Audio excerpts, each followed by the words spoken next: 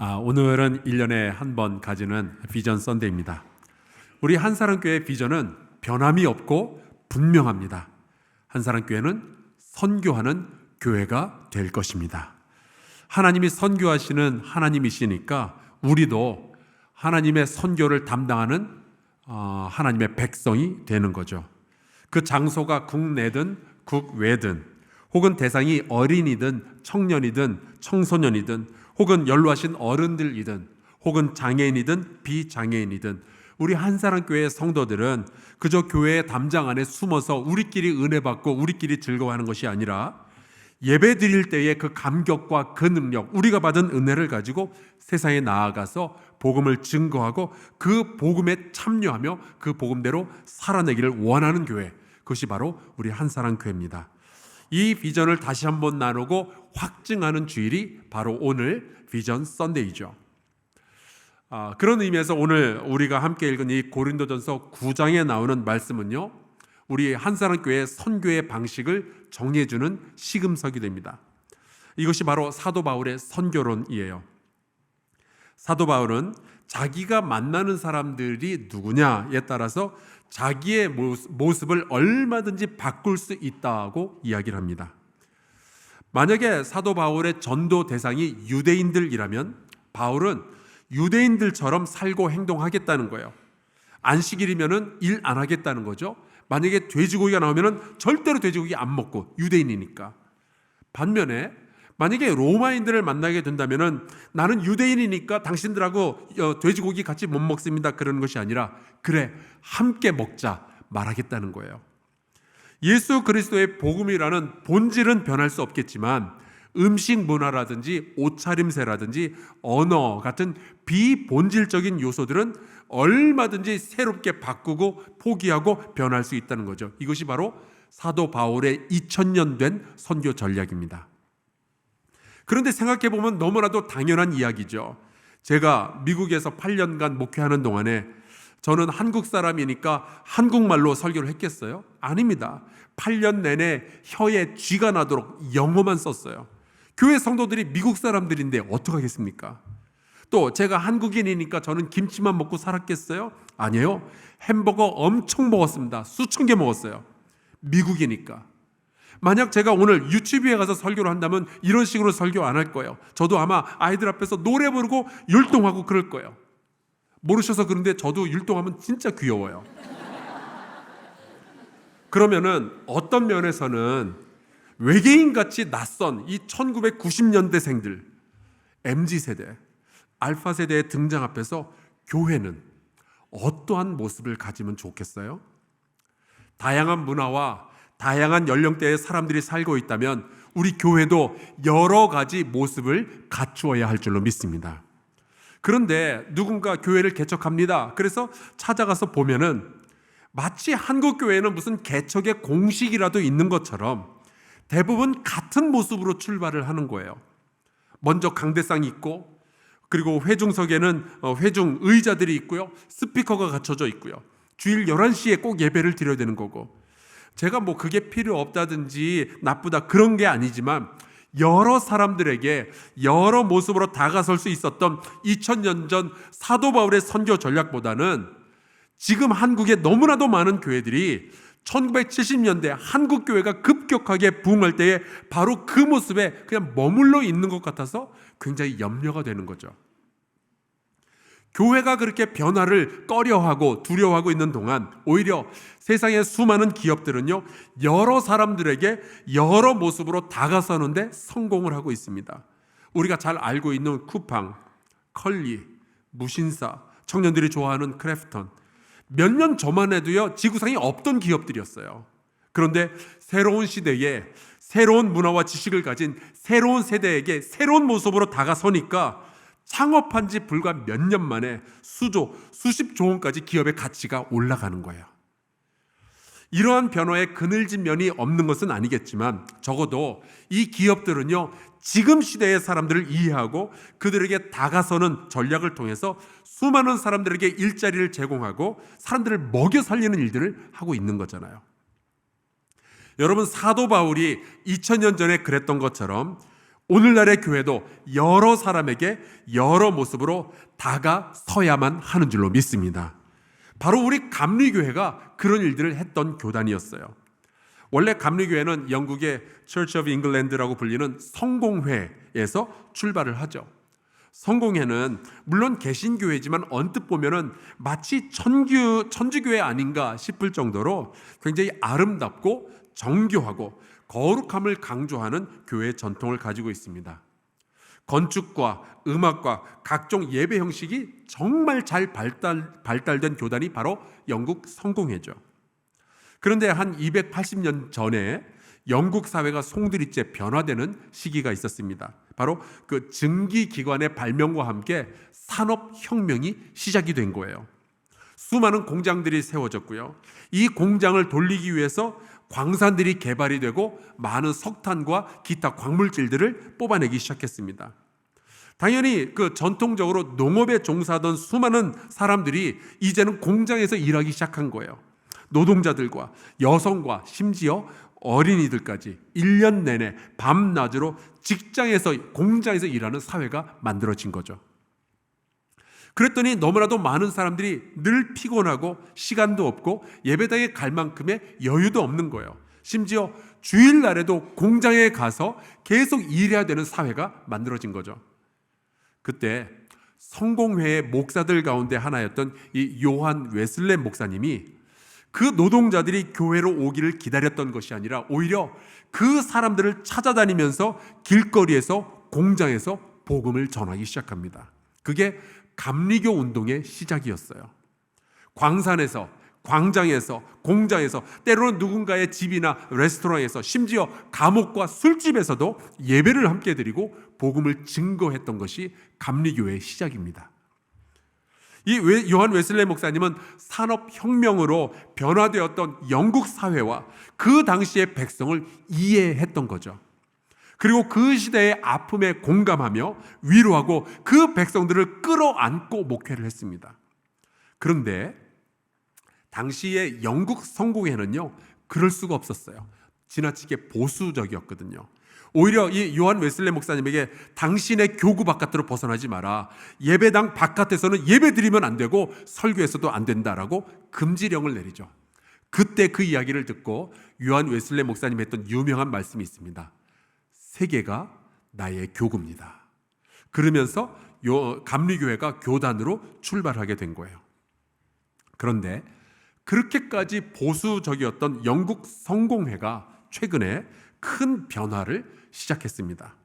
2004년에 보고서를 하나 내놓았는데요. 제목이 Mission Shaped Church, 선교형 교회라는 뜻입니다. 이 보고서는 전통적인 교회, 우리와 같은 교회도 여전히 유효하지만 새로운 시대와 새로운 사람들을 위한 새로운 교회의 등장을 지금 성령께서 이끌고 계신다라는 것을 교단 전체가 인정을 하는 보고서였어요. 이러한 보고서가 나온 배경에는 Fresh Expressions of Church, 교회의 새로운 표현 운동이라는 젊은 그 성공회 목회자들의 도전적인 개척과 선교 방식이 있었습니다. 전통적인 교회의 모습을 지켜가는 것도 참 귀하고 소중하지만 새로운 시대와 새로운 사람들을 위한 새로운 교회의 모습을 개척하고 선보이는 거죠. 바로 2000년 전 사도 바울과 또 280년 전 감리교 운동이 썼던 선교의 방식을 이제 다시 꺼내놓기 시작한 겁니다.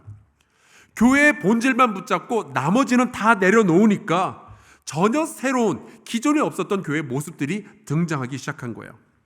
그리고 그 성공회는 이러한 운동들을 적극적으로 지원하지는 않더라도 기존 교회의 리더들이 인정하고 축복해주기 시작한 거죠. 그것만으로도 지금 영국 성공회 안에서는 어마어마한 변화가 일어나고 있습니다.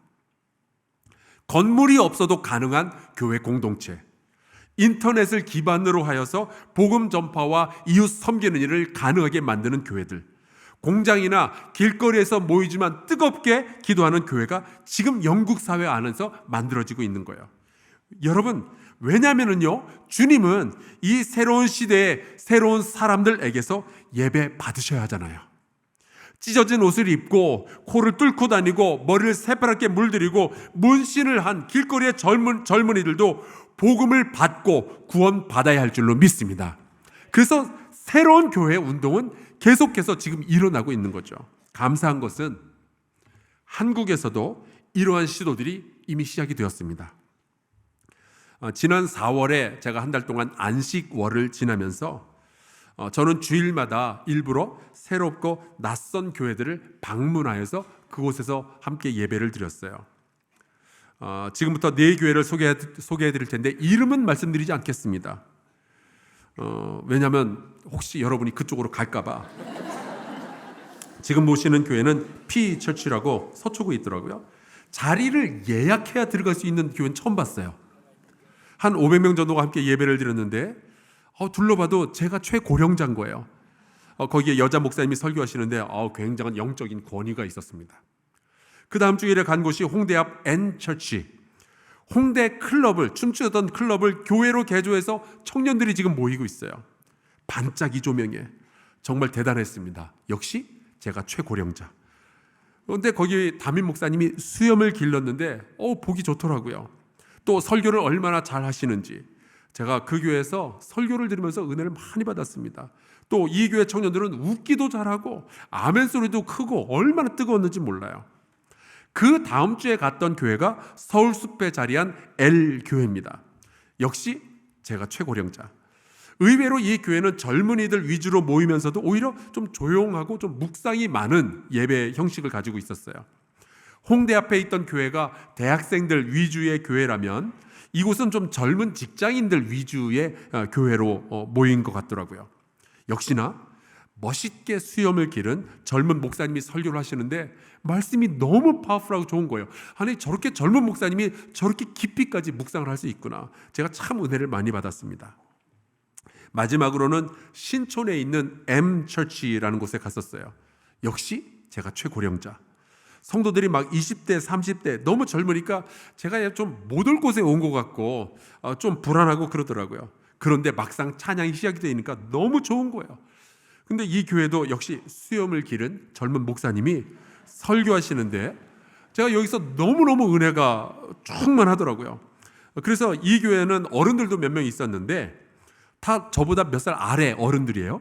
이분들이 주시는 점심 식사까지 제가 처음 간 교회에서 얻어먹고 제가 왔어요. 제가 이런 교회들을 방문하면서 크게 깨달은 것이 있었습니다. 첫째, 나도 수염을 길러야겠구나. 왠지 수염 기른 목사님들의 설교가 은혜롭더라고요. 둘째, 우리가 알고 있었던 교회들하고는 파격적으로 다르지만 젊은이들에게는 굉장히 친숙하고 여전히 복음 중심적인 교회가 가능하다는 사실이에요. 셋째, 주님은 지금 대한민국 사회에서 본질을 지키는 그러나 새로운 교회 운동을 이미 시작하셨다는 사실이에요. 넷째, 저는 젊은 애들은 기도 잘 안 하는 줄 알았는데 여러분 이 젊은이들이 함께 모여서 기도하는 그 교회들마다 우리 교회 포레스트 월십 때처럼 진짜 뜨겁게 기도하는 거예요. 그래서 저도 그 영적인 분위기에 휩쓸려가지고 함께 뜨겁게 기도하다가 목이 쉬어가지고 집에 왔잖아요. 만약에 사도 바울이 지금까지 살아있다면 사도 바울은 지금의 세대를 보면서 어떤 교회를 꿈꾸며 어떤 교회를 개척하게 될까요?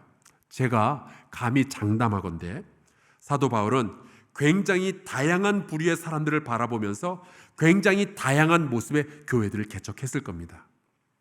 너희가 커피를 굉장히 좋아하는구나. 그러면 우리 카페에서 모이자. 수염 기른 목사가 친근해 보이니? 그럼 내가 수염을 기를게. 너희가 복음을 들을 수만 있다면 나는 얼마든지 나의 모습을 바꿀 수 있다.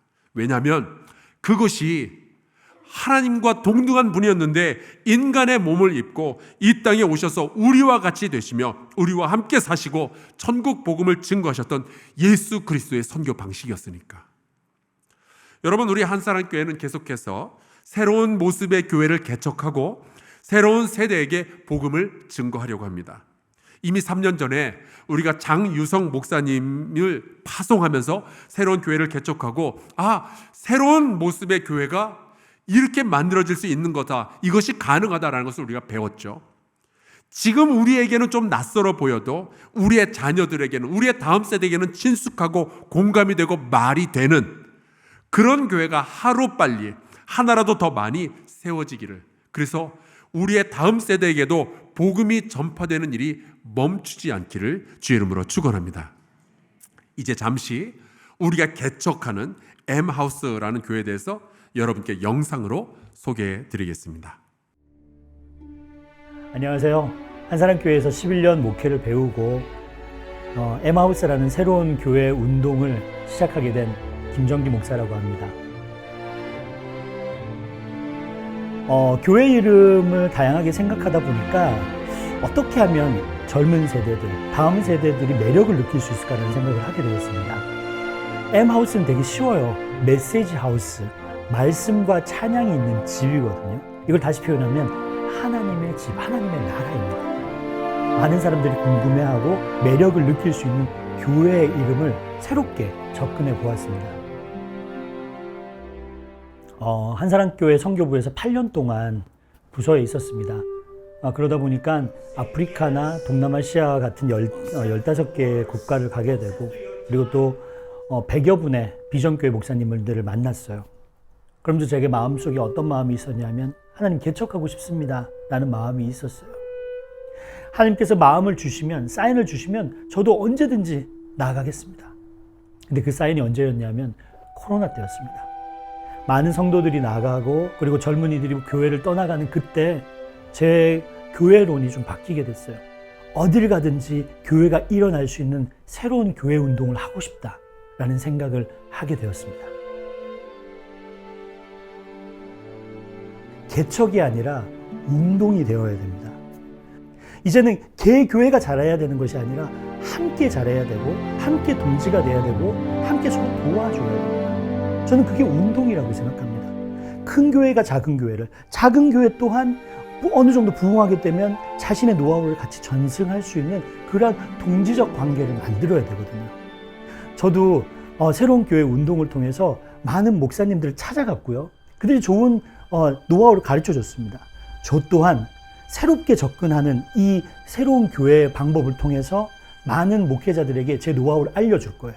그래서 이제는 경쟁하는 교회가 아니라 함께하고 서로 네트워크 할 수 있는 교회 운동을 해보고 싶습니다.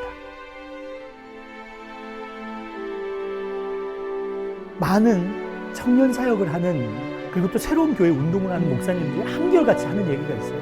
돌아오고 있습니다. 지금 많은 청년들이 교회를 찾고 있고, 멘토를 찾고 있고, 그리고 믿을 만한 교회 안에서 교제를 하고 예배를 드리고 싶은 갈망이 너무나 많다고 저한테 얘기를 해요. 이 사역에는 생명을 걸어야 돼요. 인생을 걸어야 돼요. 저도 생명과 인생을 걸 겁니다. 근데 여러분, 이 운동은 한 명의 목사의 불씨로 되는 게 아니에요. 여러분들께서 같이 기도하고 관심 가져주시고, 그리고 뜨겁게 하나님의 나라를 열망했을 때 함께 일어나는 운동입니다. 같이 동참해 주십시오. 그리고 많은 청년들이 이러한 새로운 교회, 그리고 온전한 예배를 드리고 싶어서 열망하고 있다는 거 여러분 잊지 않으셨으면 좋겠습니다. 함께 갑시다.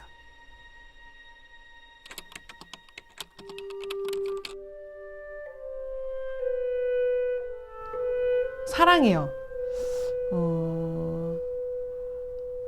저를 처음 만났는데 정말 가족같이 환대해주는 그런 모습들, 진짜 진솔하게 찬양에 담고 싶어 하는 그런 그룹의 분위기가 있어서 함께 동참하게 됐습니다. 하나님과 약속을 했는데 찬양하며 살겠다는 그 약속을 했었습니다. 그리고 하나님께서 이루어 가실 하나님의 나라를 여기서 비전을 꿈꾸게 하십니다. 인터넷에 예배 영상을 보면 댓글들 중에 저는 하나님을 모르는 사람인데 찬양이 너무 좋아서 계속 듣고 있어요 라는 그런 댓글들을 보면서 나도 하나님을 잘 모르는 사람에게 이런 찬양으로서 하나님을 알릴 수 있는 사람이었으면 좋겠다. 저는 사실 머리로만 하나님을 이해하고 있고 제 마음속으로는 이해를 하지 못했었는데 M하우스를 들어오게 되면서 좋은 친구들, 그리고 좋은 누나, 그리고 리더님들을 통해서 저에게 좀 신앙에 긍정적인 영향을 끼쳤던 것 같아요. 그래서 저 같은 친구들을 조금 더 하느님과 가깝게 만들 수 있으면 좋겠습니다. 제가 느끼는 매일마다 느끼는 축복이 있습니다. 이게 뭐냐면 내가 함께할 가족이 있다는 거예요. 묵묵하게 제 의지를 받아준 우리 아내, 그리고 우리 꿈꾸는 아이 하음이, 그리고 청년들을 돌아오게 해보자 라고 했을 때 그것에 대해서 긍정적으로 응답하고 같이 손을 잡아준 우리 M하우스 가족들, 그리고 또 지금 걷는 많은 공동체들, 이제는 개교회가 아니라 하나가 되어서 하나님의 나라를 바라볼 수 있잖아요. 그게 저는 너무 기쁩니다. 그래서 이 사역에 생명도 걸고 그리고 전심을 다해서 최선을 다해 보려고 합니다. 제가 30대 때는요, 모든 면에서 완전한 교회를 꿈꿨어요. 모든 성도가 완벽하게 11조도 하고, 완벽하게 주일 성수도 하고, 완벽하게 선교에 헌신하고, 완벽하게 기도하고, 완벽하게 순종하는. 그런데 나이가 들고 사람에 대하여, 말씀에 대하여 더 이해가 깊어지면서 이제는 불완전한 교회일지라도 완전하신 주님을 따라가려고 노력하는 공동체로 만족하기 시작했어요. 예배와 사귐과 섬김과 그리고 말씀과 기도의 기본기만 갖추어져 있다면 여러 가지 디테일한 것들은 제가 충분히 양보할 수 있다고 생각합니다. 결국 제가 꿈꾸는 교회는 완전한 교회가 아니라 주님이 기뻐하시는 교회죠. 모든 연약함 속에서 은혜를 사모하며 부족함 속에서도 순종하는 교회, 성장하는 교회, 그게 제가 꿈꾸는 교회입니다.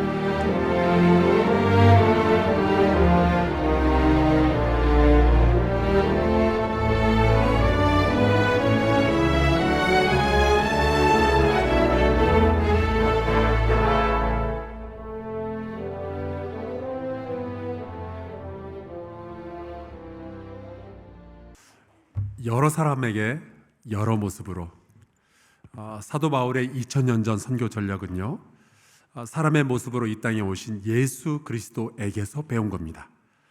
이전에 없었던 새로운 세대에게 이전에 없었던 교회를 통해서 복음을 전하려고 해요. 새로운 세대에게 새로운 모습으로 다가서려고 하는 이 교회 개척, 교회 운동을 위해서 함께 기도해 주시면 좋겠습니다. 우리 함께 찬송 부를까요? 찬송가 210장입니다.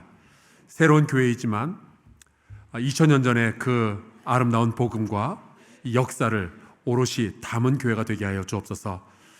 우리 같이 찬송하고 기도하도록 하겠습니다.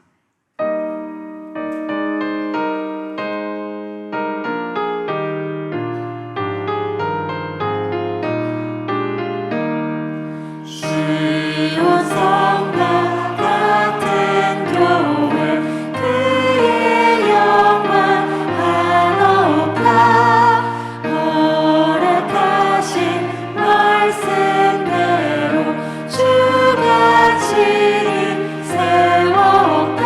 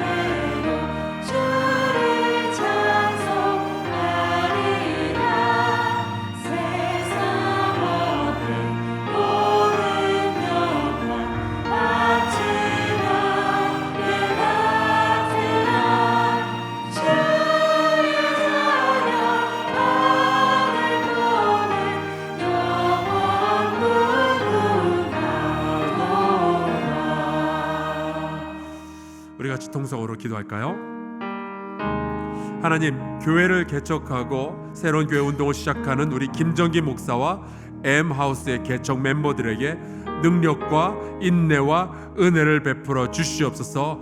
하나님이 원하시는 선교를 이루게 하여 주시옵소서. 통성으로 함께 기도하겠습니다. 전하신 아버지, 주님 앞에 간절히 부탁합니다.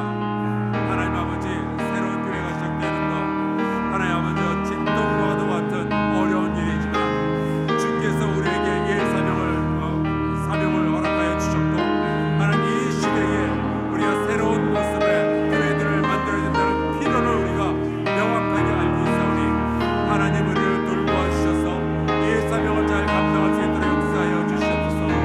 여호와 하나님 아버지, 이제 이 M하우스를 통하여서 새로운 세대에 새로운 교회의 모습들이, 새로운 교회의 모델들이 만들어질 수 있는 주님 주께서 역사의 시기를 간절히 소망합니다. 내 하나님 나의 아버지여, 주께서 우리를 도와주시고 하나님 아버지, 이 교회를 통하여서 한국 교회가 하나님 다음 세대가 다시 살아날 수 있도록 역사해 주시옵소서.